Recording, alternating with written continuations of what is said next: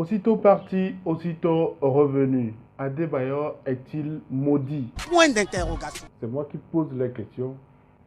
En tout cas, c'est la question importante qu'on est en droit de se poser après l'annonce officielle de la rupture du contrat entre Emmanuel Adebayor et son club Olympia de Paraguay.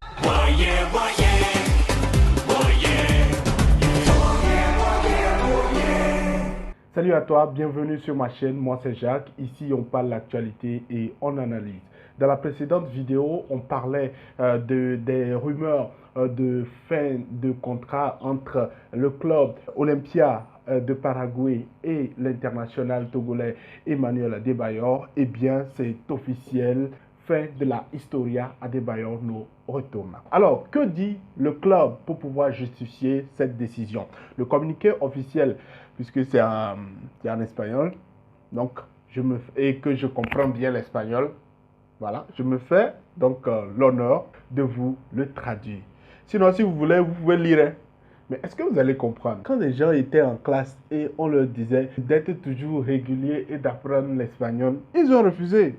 Le communiqué dit: le conseil d'administration du club Olympia informe ses membres, ses fans et le grand public qu'une décision a été prise d'un commun accord pour mettre fin à la relation contractuelle avec le joueur Emmanuel Adebayor.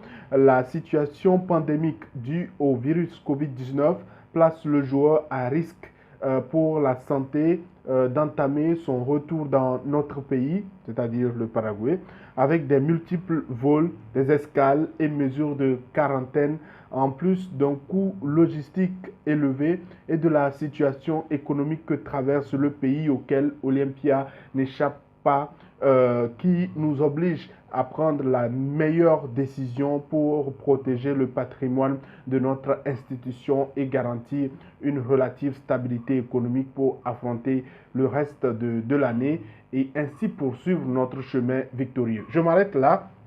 Un retour d'un joueur, ça l'oblige à rester en quarantaine durant 14 jours alors que le championnat reprend quand le 17 juillet, ça veut dire dans 2 semaines pratiquement. Alors, allons à la troisième partie de cette lettre. Comment de cette lettre? De cette lettre. Pour les fans d'Olympia, nous disons que nous sommes convaincus que c'est la bonne façon, un solide club. Olympia, dans ses divisions d'entraînement plus jeunes, avec la meilleure équipe première de football paraguayenne, est capable d'embaucher les joueurs les plus renommés partout dans le monde. Grâce à l'image fiable et robuste qu'en tant qu'institution que nous projetons dans le monde, nous sommes aujourd'hui le club le plus performant du sport national après beaucoup d'efforts et nous sommes de retour pour rester. Voilà.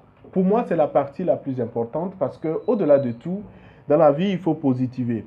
Et Olympia positive, et déjà, pense que c'est un gros succès d'avoir réussi à faire amener Adebayor, même s'il n'a joué que 4 matchs, même s'il n'a disputé que 216 minutes sur le terrain et qu'il a écopé d'un carton rouge sur un coup de pied à la Mortal Kombat. Des fois, je regarde l'image là et je dis hey! Bon, ça arrive. Au moins, son arrivée a permis à la formation de se dire que désormais, c'est possible.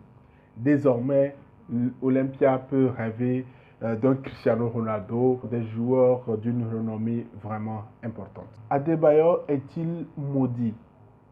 La question pour moi est importante parce que on a vu un peu comment sa dernière aventure du côté de la Turquie s'est achevée avec rupture également de contrat à l'amiable. Après maintenant cette situation de la Covid-19 où il y a encore rupture de contrat.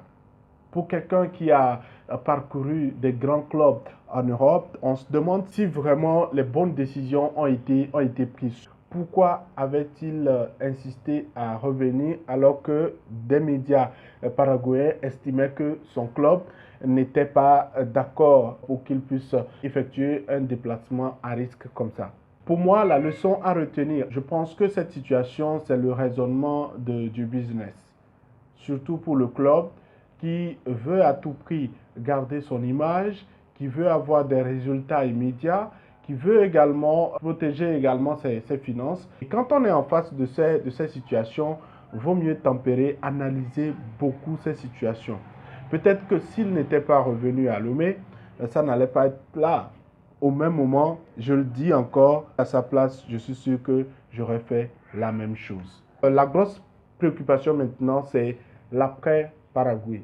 Une fin de carrière définitive ou se lancer dans un nouveau challenge. Que penses-tu de toutes ces questions? Que penses-tu de cette décision d'Olympia de rompre ce contrat? Selon toi, quel sera l'avenir de notre chouchou national? Alors, laisse-moi tout cela en commentaire et si tu ne l'as pas encore fait, abonne-toi à ma chaîne. Je te dis à la prochaine et espérons avoir de bonnes nouvelles.